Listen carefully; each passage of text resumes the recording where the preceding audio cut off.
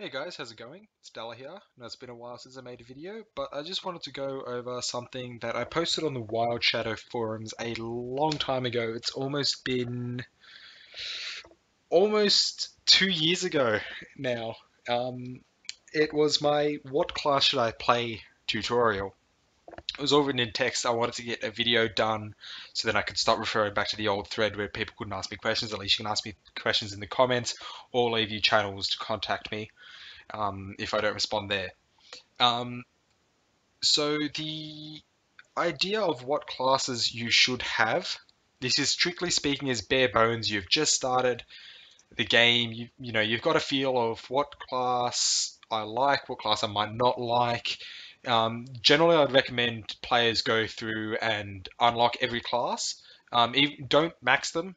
Don't bother. Just get a feel for them. Get them to level 20. Play them until they die.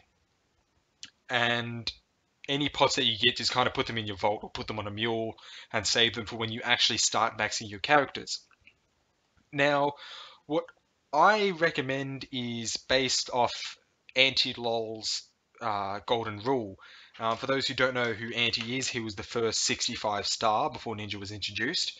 Um, Arguably, I'd say he would have been in the top three players for well over, I'd say, up until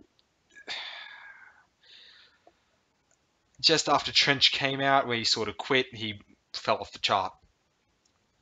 So his rule was you always need to have four types of classes, and it comes down to the bare bone five here. You have your healer, you have the DPS, you have your event, and you have your warrior or your melee. Um, with that, I'd say it goes into more hybrid kinds of stuff. So Necromancer is a hybrid DPS healer. Uh, Knight is still melee. Paladin is melee healer. Assassin's more DPS eventish. So you have your hybrid classes down here, but it's the bare bones of what you have. So it's healer, DPS, melee, event. First class you should always pick is a healer. Now from there, I'd recommend if you're not very good at the game, your first max character should be a priest. Even if you know how to dodge, you know when to nexus, etc. Still make a priest because they're versatile. They don't die. Their healing goes a very long way. If you've maxed a character before and you're in a rut, you've fallen down to nothing, but you know how to play, you know how to survive, and so forth, that's when you pick up Necro. Necro does the DPS. It's still got your healing. You know, you're going up against two enemies with a T3 skull. You can still get the same amount of healing as you would out of a priest, just a little more mana expensive. Um, from there, you've got your base healers. You can start using those to pot up other classes. You move on to your DPS. Now, with your DPS, you have a little more variety in that. You've got Archer, Wizard, Huntress, Sorcerer as well, Ninja. Also, it's a bit iffy. I'll go into that later. Mystic too. But I recommend doing Archer or Wizard. They're straight up. It's just point and click characters. Huntress, on the other hand, it requires a lot more knowledge of how to use the class, how to time your traps, how to be mana efficient with your traps as well. If you've played Huntress before and you like it, go ahead, play it. At the end of the day, I'm not the one to tell you how to have fun. I'm just giving you advice on how to actually get to the stage in the game where, you've got enough characters to play and have fun. You can build whatever you want. But ultimately, Wizard or Archer, for me, a lot of people will say Archer isn't very good by itself. Bare Bones Archer is still extremely strong, even without untiered items. You can get away with it, whereas Wizard, your spell is pretty much stock standard. One spell can qualify anything. Um, so yeah, they're straight up point and click. Get soulbound on whatever you want. They'll clean up Godlands extremely fast to help you get pots to max other characters. Now, Aventa is kind of an iffy class these days, especially with pets introduced, with all the variety of content, a lot of actual events now you can barely actually solo because of such high popularity realms. Uh, I'd say generally Adventure, I'd leave it now if you're starting off either Rogue or Assassin.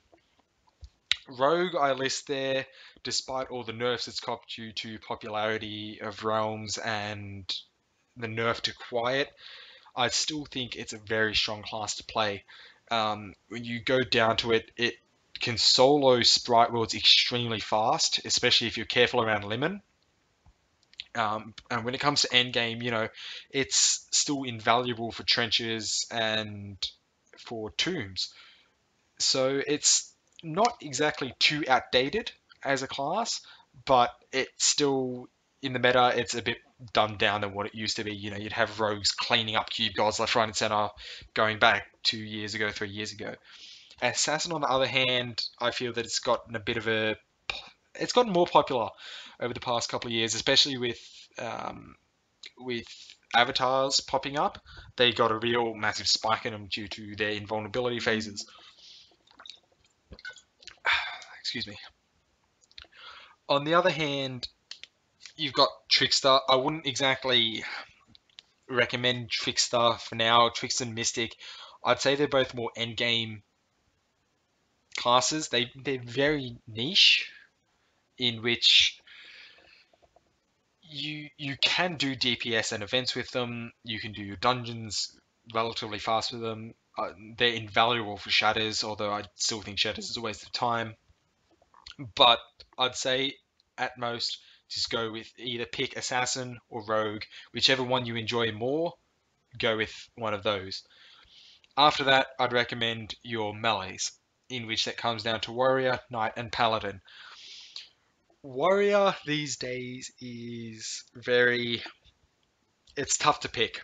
You don't see them because you need a jug more often than not. I can play with the speedy because that's the way I was trained. We didn't have the jug back when I learned how to play warrior. I learned how to strafe, but again, it's kind of gone a bit more downhill in terms of popularity. They still do a crap ton of damage, and that's where they'll always have a soft spot in my heart for being able to rush through just mobs, not giving a fuck about whatever you run through. Ultimately, I'd recommend either building a knight or paladin. Knights very expensive to build. 40 def is a big investment. It's almost two whole characters for what it is just to max a knight's defense. On the bright side, excuse me, on the bright side, you only need a handful of attack because they roll almost max attack. But they don't die if you're careful with them. That's one thing I say. A lot of people who play the knights, they play suicidal. You don't need to do that. Um, you can play cautiously. I still play cautiously with my knight despite having a very fucking strong pet. Um, but they're good introduction to melee. You can soak up a lot of damage. You can mitigate a lot of it, and you learn how to use your range. It's very forgiving with its high defense, and if you're playing in a group, you get along with it fine. Paladin's kind of the same. Paladin, you use a lot of the skills you do with, say, Assassin and even Ninja. You learn how to dodge a lot more due to not having the same defense as a warrior or knight. On the bright side, you get your healing buff, so you do have that same leeway in terms of taking damage. Um, Not as much as Knight does, especially if you have a pet. But without the pet, the healing is very strong. It's good for people who are starting to run through abysses, because you can at least take a breather, drink a mana pot, and then get your seal ready, heal up from that, and then go. They do a lot of damage, and they're great for team play. But it's apples and oranges. Whatever you're comfortable with doing, that's where you should do. Ultimately, what you want to use your melees for is for pretty much charging through abysses.